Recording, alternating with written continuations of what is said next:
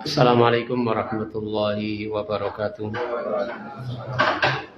Alhamdulillahilladzi arsala rasulahu bil huda wa dinil haq liyudhhirahu 'ala dini kulli walau karihal musyrikun. Asyhadu an la ilaha illallah wahdahu la syarikalah wa asyhadu anna Muhammadan 'abduhu wa rasuluhu la nabiyya ba'dah. Allahumma salli wa sallim wa barik ala nabiyyina Muhammadin wa ala alihi wa ashabihi ajma'in. Ikhwani fillah rahimani wa rahimakumullah. Alhamdulillah, senantiasa kita panjatkan rasa syukur kita kepada Allah Subhanahu wa taala atas semua karunia-Nya. Di antaranya Allah Subhanahu wa taala mudahkan kita sekalian bisa kembali hadir dalam majelis ini. Bisa bersama-sama belajar, bisa bersama-sama bertemu dengan saudara seiman dengan tujuan yang sama, tujuan yang insya Allah untuk akhirat kita. Salawat dan salam juga senantiasa kita panjatkan kepada junjungan kita Nabi Muhammad SAW. Atas semua petunjuknya kita mengetahui jalan yang benar dan jalan yang salah. Dan pada malam-malam seperti ini, malam-malam Ahad malam ini, senantiasa kita pelajari perjalanan hidupnya dan kita ambil faedah-faedahnya. Pada malam hari ini, insya Allah kita akan masuki pembahasan yang kedua tentang fikih sirah dalam surat-surat Nabi SAW kepada para raja-raja dan para penguasa. Jadi setelah perjanjian Hudaybiyah yang disepakati antara Nabi Shallallahu Alaihi Wasallam mewakili kaum muslimin dan juga dengan orang-orang Quraisy, sehingga masa-masa tenang ini dimanfaatkan oleh Nabi Shallallahu Alaihi Wasallam untuk mendakwai para raja-raja dan penguasa-penguasa yang ada pada waktu itu. Ya, tentang tanggalnya atau bulannya, tanggalnya tidak ada kepastian tanggal berapa-berapanya surat ini dikirim ke raja ini kan. Ya, tetapi yang pasti adalah terjadi dalam sejarah setelah peristiwa perjanjian ini. Rasulullah SAW mengutus beberapa sahabat membawa surat beliau kepada penguasa dan raja-raja yang ada di sekitar yang pada waktu itu menjadi penguasa. Saat Rasulullah SAW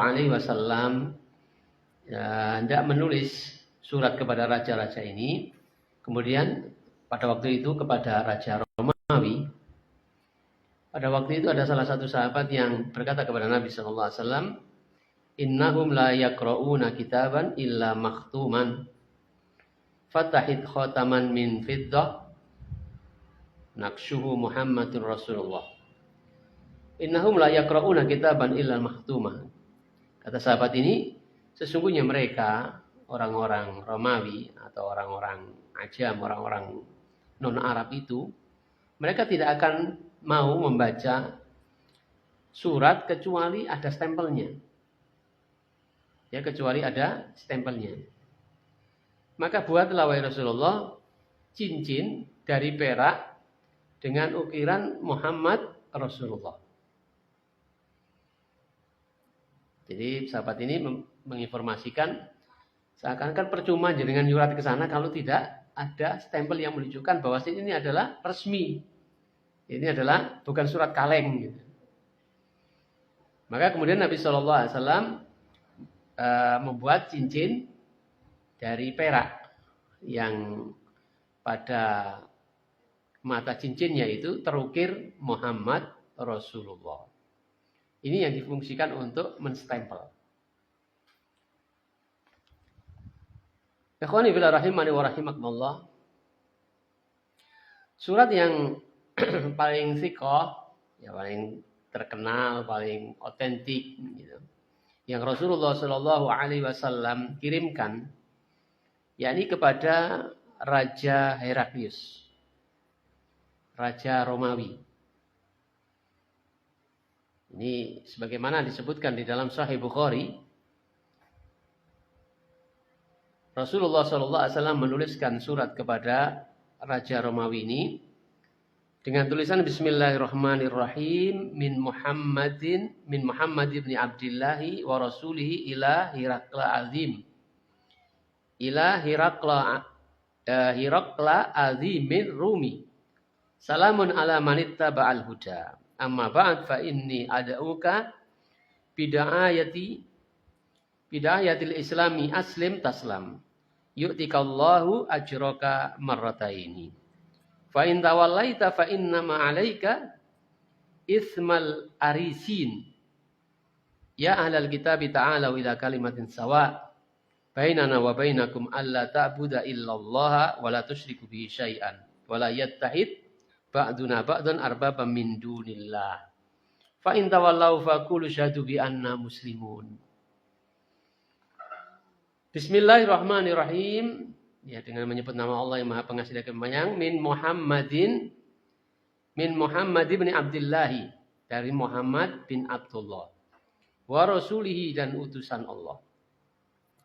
Ila Hirakla azimir Rom, kepada Heraklius, raja agung atau penguasa agung Romawi.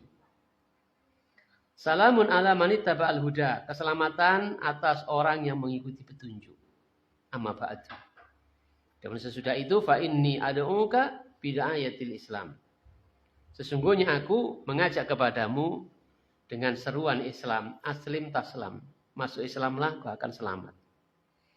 Yu'tikallahu ajraka marrataini. Niscaya Allah akan memberikan pahala kepadamu 2 kali. Fa in tawallaita fa inna ma 'alaika ismal arisin. Maka jika kamu berpaling, maka sesungguhnya kamu akan mendapatkan dosa-dosanya orang-orang Romawi. Lalu Rasulullah SAW menyertakan firman Allah Subhanahu wa taala, ya ahlal kitabi, wahai ahli kitab. Yang pada waktu itu memang Raja Romawi ini agamanya Kristen. Ya, Romawi sampai hari ini ya, Roma itu ya Kristen, ya jadi dengan Kristen. Ya ahlal kitabi, wahai ahli kitab, ta'alau ila kalimatin sawa. Marilah kita kepada satu kalimat yang kita sepakati, yang tidak ada perbedaan di antara kita, yang sama. Yang tidak ada perbedaan di antara kita, yakni yang diseru oleh utusan-utusan Allah agar menyembah hanya kepada Allah Subhanahu wa taala. Ya, sebagaimana diajakkan oleh utusan-utusan Allah sebelum Nabi kita Muhammad sallallahu alaihi wasallam. Semuanya mengajak kepada menyembah hanya kepada Allah Subhanahu wa taala. Jadi wahai ahli kitab, kemarilah kepada suatu kalimat yang kita sama. Ya, kalimatin sawa'in bainana wa bainakum. Yang kita antara engkau kami dengan kalian itu sama, sepakat. Allah ta'budu illallah. Allah na'budu illallah. Agar kita tidak beribadah kecuali kepada Allah, wala nusyrika bihi syai'an, dan tidak menyekutukan Allah dengan sesuatu pun. Wala yatahid ba'duna ba'dan. Dan janganlah menjadikan sebagian kita dengan sebagiannya arbaba min dunillah. Ada Tuhan selain Allah Subhanahu wa taala. Fa in tawallau, maka jika kalian berpaling, faqulu syahadu bi anna muslimun. Maka jika kalian berpaling, artinya berpaling dari seruan yang diserukan kepada mereka dari rasul-rasul dan termasuk Nabi Muhammad SAW di sini, faqulu syahadu bi anna muslimun. Maka katakanlah isyhadu bi anna muslimun. Saksikanlah bahwasanya kami adalah orang-orang Islam, orang-orang yang berserah diri kepada Allah dan hukumnya. Ya, jika kalian berpaling, maka saksikanlah bahwasanya kami ini orang-orang Islam. Di dalam kisah ini, Heraklius sempat bertanya kepada Abu Sufyan yang waktu itu masih kafir. Jadi orang-orang Mekah ini kan biasa berdagang ke negeri Syam. Di negeri Syam yang pada waktu itu dikuasai oleh Romawi. Ya. Raja Heraklius ini pernah bertanya kepada Abu Sufyan tentang Nabi Muhammad SAW, tentang sifat-sifatnya, ya, tentang nasabnya, keluarganya. Semuanya dijawab oleh Abu Sufyan. Setelah berdialog dengan Abu Sufyan yang pada waktu itu masih kafir, Kaisar Heraklius berkata, jika benar apa yang kamu katakan, maka dia kelak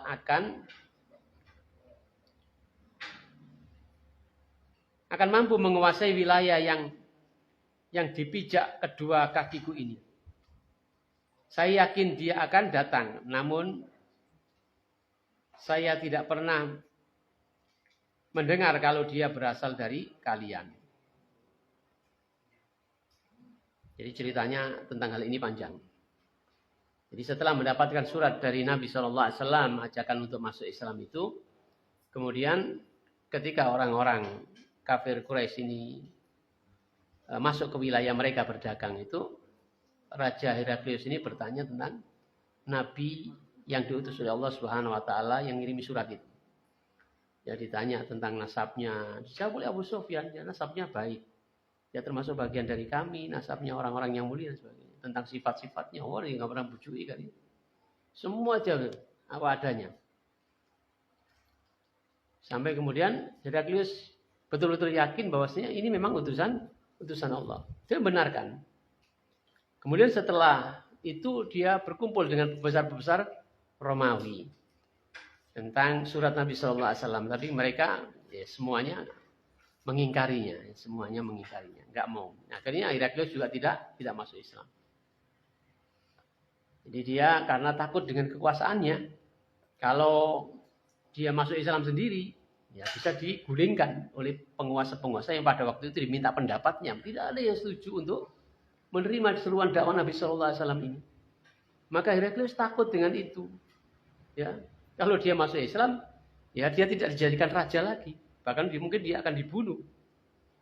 Sehingga dia tetap dalam keyakinannya. Sehingga tidak tercatat termasuk orang yang mendapatkan hidayah dari Allah Subhanahu Wa Taala. Hidayah tidak datang kepadanya. Ya hidayah tidak datang kepadanya. Ketika hidayah itu sudah datang kepadanya, jika mau menerima ya sudah. Artinya hidayah dari Nabi berarti hidayah dalalah wal irsad. Sudah ditunjukkan ini jalan yang benar, ini agama yang benar. Tapi karena sikapnya yang memilih gitu, untuk tidak menerima seruan Nabi SAW ini, maka hidayah Allah Subhanahu pun tidak datang, hidayah taufik tidak akan datang kepadanya. Sehingga dia tidak tercatat orang-orang yang mendapatkan hidayah masuk Islam. Karena pertimbangan tadi, takut celaan, takut hilang dunianya, dan seperti itulah. Sebenarnya banyak peristiwa yang seperti ini. Gak usah harus masuk Islam, orang Islam sendiri gitu. Ketika takut celaan orang lain, ketika dia akan bisa berbuat. Dia yakin benar gitu. Katakanlah ngaji kita benar gitu, sebenarnya nggak ada yang salah, nggak seperti omongan orang-orang itu. Tapi karena dia takut dibolokkan kita gitu, akhirnya juga nggak berangkat. Allah tidak berikan kemudahan kepadanya untuk bisa hadir di majelis ini. Jadi memang pilihannya dia. Ini pilihannya dia. Inna Allah la yughayyiru ma biqaumin hatta yughayyiru ma bi anfusihim. Sesungguhnya Allah tidak akan merubah keadaan seorang kalau orang itu sendiri tidak mau merubah keadaan dirinya. Sudah dikasih pilihan kepada kita sekalian ini. Maka tidak salah kalau Allah Subhanahu Wa Taala nantinya menghukum kita karena ini pilihan kita. Jangan beralasan, ya saya nggak adil juga ya karena Allah Subhanahu Wa Taala saya nggak masuk Islam karena Allah Subhanahu Wa Taala. Kalau Allah Subhanahu menghendaki saya masuk Islam akan masuk Islam. Kalau Allah nggak menghendaki saya hadir, tetap saya akan hadir. Ya tidak bisa seperti itu. Mungkin katakanlah sebagai seorang pencuri gitu. Seorang pencuri, saya mencuri begitu ketika ketangkap, saya mencuri seperti ini. Ya ini kehendak Allah gitu.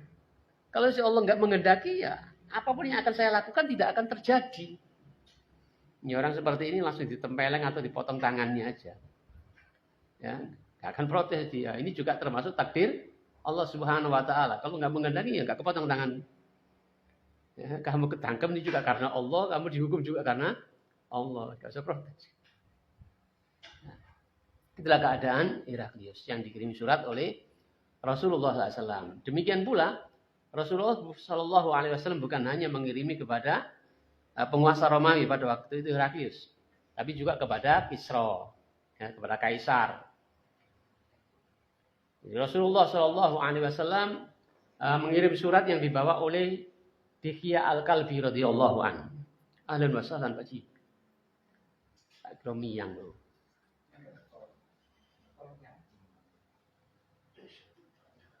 Jadi Rasulullah SAW juga mengirim surat kepada Kaisar yang dibawa oleh Dihya Al-Kalbi. Akan tetapi Kaisar ini tidak menerima, tidak menerima seruan Nabi SAW.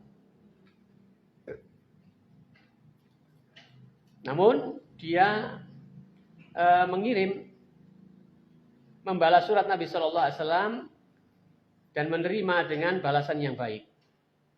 Akan tetapi karena dia juga takut akan kekuasaannya, maka dia pun tidak tercatat sebagai orang yang diberikan hidayah oleh Allah Subhanahu wa taala.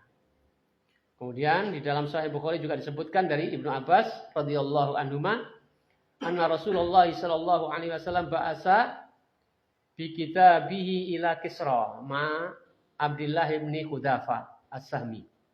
Jadi Rasulullah sallallahu alaihi wasallam juga mengutus atau menyurati kepada Kisra. Kepada Kisra, kalau Kisra itu apa? Majusi ya, Iran ya. Ma Abdullah bin Khudafa yang dibawa oleh Abdullah bin Khudafa as-Sahmi. Lalu beliau memerintahkan agar surat itu diberikan kepada penguasa Bahrain. Lalu surat itu diantarkan kepada penguasa Bahrain agar disampaikan kepada Kisra. Oleh penguasa Bahrain disampaikan kepada Kisra. Namun Kisra tanggapannya tambah sebaliknya. Tidak seperti Heraklius, juga tidak seperti Kaisar. Surat itu dirobek-robeknya. Ya, dirobek-robeknya. Disebutkan dalam riwayat, aku menyangka bahwasanya yang perawi ini mengatakan, fahasibtu anna Ibn al-Musayyib qala fada'a alaihim Rasulullah SAW ayyumazzaku kulla mumazzak. Jadi aku mengira bahwasanya Ibnu Musayyib mengatakan Nabi SAW kemudian berdoa ketika mengetahui suratnya dirobek-robek oleh penguasa Persia ini, Kisra. Lalu Nabi SAW berdoa memohon kepada Allah Subhanahu Wa Taala kebinasaan, ya, dungo elek untuk Kisra ini, agar Allah Subhanahu Wa Taala menghancurkan kerajaannya sehancur-hancurnya.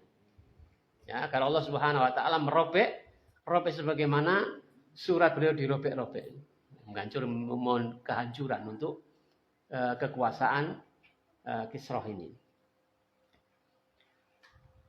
Selain itu Rasulullah SAW juga mengirim surat yang dibawa oleh Hatib bin Abi Balta'ah kepada Al-Muqawqis, penguasa Iskandaria, Mesir.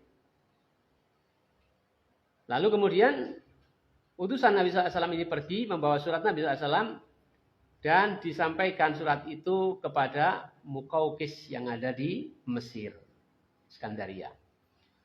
Dan Muqawqis ini menerima surat Nabi SAW dengan penuh penghormatan, ya, dan juga memuliakan utusan Nabi SAW, memberikan jamuan yang baik, ya, memperlakukan dengan sebaik-baiknya. Bahkan Muqawqis ini membalas seruan Nabi SAW itu dengan mengirimkan hadiah kepada Nabi SAW, yakni dua orang wanita, yakni Maria Al-Qibtiyah dengan Sirin, adiknya. Kita kenal siapa Maria Al-Qibtiyah? Salah satu dari istri Nabi SAW. Jadi istri Nabi bukan orang Arab ini, Maria Al-Qibtiyah dari Qibti, dari Mesir. Bangsanya Fir'aun, ya, bangsanya dengan Fir'aun, Qibti, bangsa Qibti. Jadi Muqawqis ini membalas seruan Nabi SAW dengan sebaik-baik, dengan penuh penghormatan, dan utusannya juga diperlakukan dengan sebaik-baiknya. Ya, kemudian ketika hendak pulang dibawakan hadiah yang dikirimkan dari Mesir untuk Nabi SAW dua orang wanita, yakni Maria Al-Qibtiyah dengan saudarinya yaitu Sirin. Selain itu juga yang dikirim adalah keledai warna putih, kemudian kain, gitu, dan hadiah-hadiah yang lainnya. Akan tetapi Mukawqis ini juga apa ya? Ya masih dengan mikir dunianya gitu, sehingga juga tidak tercatat dia sebagai orang yang kemudian memeluk Islam. Jadi kalau Heraklius dia tahu bahwasanya Nabi Muhammad itu betul-betul Nabi, ya betul-betul Nabi. Karena juga membaca kitab-kitab, ya kitab-kitab agama Nasrani, ada Nabi yang akan diutus oleh Allah Subhanahu Wa Taala. Tapi tidak menyangka kalau Nabi itu dari Quraisy, dari Mekah, dari selain orang Yahudi seperti yang dikatakannya kepada Abu Sufyan. Hanya saja kami nggak menyangka ternyata yang diutus itu dari kalangan kalian. Tidak menerima. Jadi ada yang menerimanya baik, tapi nggak mau masuk Islam, ya seperti Mukawqis dan Heraklius juga. Ada juga yang keras, seperti Kisra, Raja Persia ini. Nggak mau menerima masuk Islam, bahkan bersikap arogan gitu, dengan menyobek-nyobek suratnya Nabi Shallallahu Alaihi Wasallam. Nah, mungkin juga hikmahnya kenapa Nabi SAW mengirimkan surat itu tidak langsung gitu, kepada Kisra, tapi lewat bawahannya yang ada di Bahrain itu. Ma'asyiral muslimin rahimani wa rahimakumullah. Selain daripada itu semua, Nabi SAW juga menulis surat kepada Najasyi. Najasyi ini raja Ethiopia, Habasyah. Tapi yang dikirimi surat ini bukan Najasyi yang Nabi SAW menyolati jenazahnya. Ini adalah penerusnya dari Najasyi yang meninggal dunia, yang masuk Islam. Yang tidak diketahui oleh kaumnya itu. Yang pada awal hijrah, para sahabat hijrah ke sana itu. Itu kan Najasyi itu. Jadi Najasyi itu adalah gelar dari kerajaan yang ada di Habasyah. Kalau di Persia kan Kisra gitu. Kalau Kaisar Romawi itu, Kaisar Romawi. Kaisar. Nah, jadi gelarannya memang beda-beda. Kayak di sinilah gitu. Ya, ada yang sultan, ada apa raja, ada apa mana gitu istilahnya ya. Jadi Nabi SAW juga mengirim surat kepada Najasyi. Isinya kurang lebih sama. Intinya adalah mengajak mereka untuk masuk Islam. Masuk Islamlah kamu akan selamat. Ya. Kalau kamu nggak masuk Islam, kamu akan menanggung dosanya seluruh rakyatmu. Tapi kalau masuk Islam, maka kamu dapat 2 pahala sebagai orang yang membuka pintu kebaikan. Kan?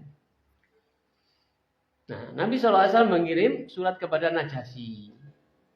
Tapi Najasyi yang bukan Najasyi yang Nabi SAW pernah mensolati jenazahnya. Tapi penerusnya dari Najasyi itu. Gelarnya sama Najasyi. Kalau yang awal adalah Najasyi yang masuk Islam. Ketika meninggal dunia, malaikat memberikan kabar kepada Nabi kalau Raja Najasyi yang dulu pernah menampung para sahabat saat hijrah ke Habasyah itu meninggal dunia dan dia masuk Islam setelah Islam. Kemudian Nabi SAW sholat gaib. Ya, sholat gaib. Karena di sana tidak ada yang mensolati. Jadi ini menjadi syariat atau dalil tentang sholat gaib. Jadi sholat gaib itu disyariatkan ketika tidak ada yang mensolati kaum muslimin. Sholat gaib. Tapi kalau yang sudah ada yang mensolatinya ya tidak perlu disolati. Wah, iku apik mbek aku tapi kok ada lu Sumatera mah tak sholat gaib. Ya enggak sesuai dengan ini gitu. Para ulama menyebutkan bahwasanya sholat gaib itu disyariatkan ketika tidak ada yang mensolatinya. Kalau sudah ada ya tidak perlu disolati. Disebutkan dalam Sahih Muslim dari Anas bin Malik, anna Nabi SAW kataba ila Kisra wa ila Kaisar wa ila Najasyi wa ila kulli jabbarin yad'uhum ila Allah Ta'ala wa laysa fin Najasyi alladhi shalla alaihi Nabi SAW. Jadi Nabi SAW disebutkan dari Anas bahwasanya Nabi SAW menulis surat kepada Kisra, kepada Kaisar, kepada Najasyi dan kepada penguasa-penguasa menyerukan kepada mereka agar masuk Islam, ya, agar kembali kepada Allah Ta'ala. Namun Najasyi di sini bukan Najasyi yang Nabi SAW pernah mensolati jenazahnya. Dan kemudian Nabi SAW juga mengutus Sulaid bin Amr kepada seorang penguasa yang bernama Hardah bin Ali, penguasa Yamamah, daerah Yamamah. namun juga tidak mau masuk Islam. Nabi SAW juga mengutus Ala bin Al-Hadrami kepada Jaifar bin Jalandi dan kepada Ammar bin Jalandi Al-Asdayaini, penguasa Amman. Jadi kedua-duanya penguasa Amman, kakak beradik. Demikian pula Nabi SAW menulis surat kepada Mundir bin Sawi, penguasa Bahrain, yang dibawa oleh Ala al-Hadrami. Lalu dia masuk Islam dan menyatakan akan kekuasaan Nabi SAW. Dan semua seruan atau surat-surat itu mengajak kepada Islam. Jadi ada yang mau menerima, ada masuk Islam, ada yang tidak. Ketika tidak, ada yang bersikap baik, ada yang bersikap keras. Ya. Ikhwani fillah rahimani wa rahimakumullah. Dari apa yang telah kita sampaikan tadi, barangkali di antara faedah yang bisa kita dapatkan di sini adalah dari ucapan salah satu sahabat.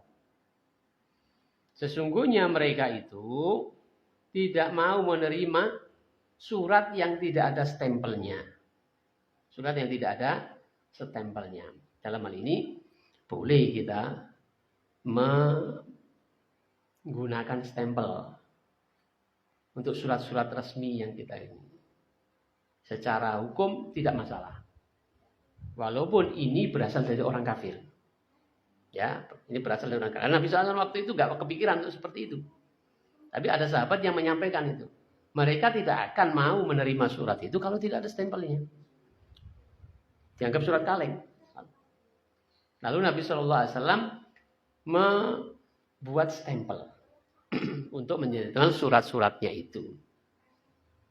Jadi boleh kita mengambil apa yang datang dari orang kafir selagi itu tidak menyalahi syariat.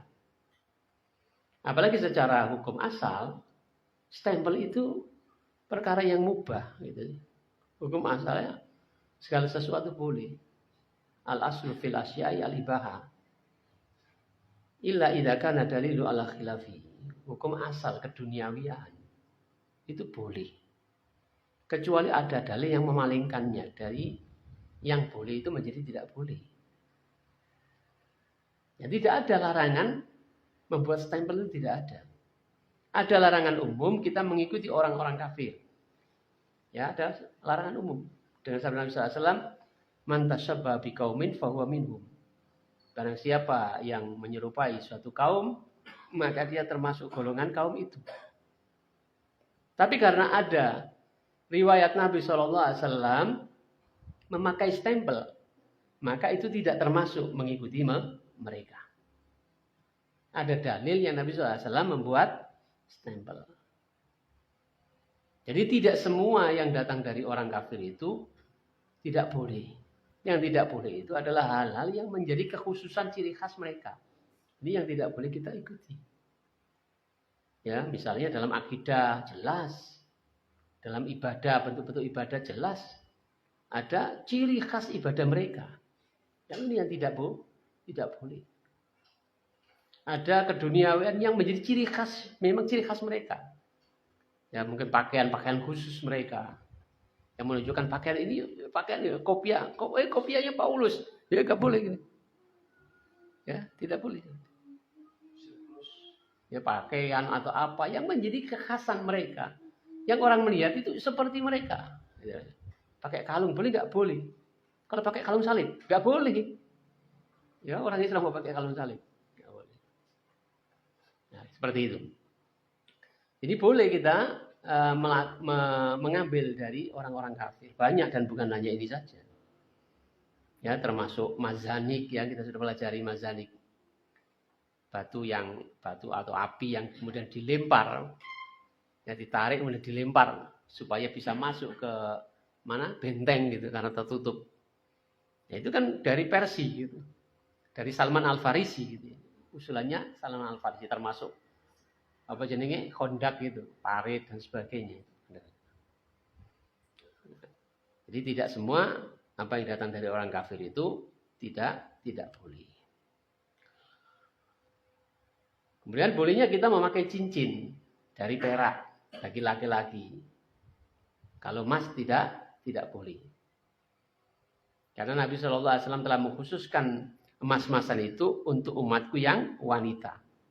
Yang laki-laki tidak boleh. Maka nanti kalau tukar cincin emas, ojo gelem. Ya, ojo gelem. Nah, selain acara tukar cincin itu seperti kebiasaan mereka. Ya, itu bukan dari kita, gitu, dari mereka. Memakai cincin emas itu juga tidak boleh. Sekarang kan lagi model gitu, mau nikah itu harus free wedding dulu gitu. Iya benar bahasa aku, free wedding. Free wedding dulu. Itu kayak ini kayak acara nikahan gitu. Is foto kan. Kalau tidak dipakai nanti menikah lagi pada ya nggak usah dipakai dan nggak usah diterima. Jaluk mentane wae. Iya kan gitu lah ini apa dia mau disimpan tok kan kau. Nah, iya. Jadi itu masalah prewedding gitu-gitu kan bukan dari kita, itu ada di sana, ada percampur bauran laki-laki dan perempuan, ada macam-macam lah kemaksiatan tentunya. Jadi orang tua jangan kalah sama anak-anaknya. Ya, Pak Sultan, Pak Ruston jangan kalah sama anaknya jaluk ngono, gak oleh gitu. Ya. Ulang tahun barang itu enggak perlu dirayakan ulang tahun. Jadi boleh kita memakai cincin, walaupun tidak difungsikan untuk stempel. Karena cincin itu bagian juga dari zina perhiasan, gitu, boleh dipakai. Yang terpenting adalah tidak sampai jatuh kepada larangan. Ya, misalnya cincin itu terbuat dari emas untuk laki-laki. Kalau perempuan boleh. Cincin itu bukan cincin colongan, tidak boleh cincin colongan, ya, dan lain sebagainya. Ikhwani fillah rahimani wa rahimakumullah. Cukuplah. Insyaallah kita lanjutkan pada pertemuan berikutnya. Subhanakallahumma wa bihamdika asyhadu an la ilaha illa anta astaghfiruka wa atubu ilaik. Assalamualaikum warahmatullahi wabarakatuh.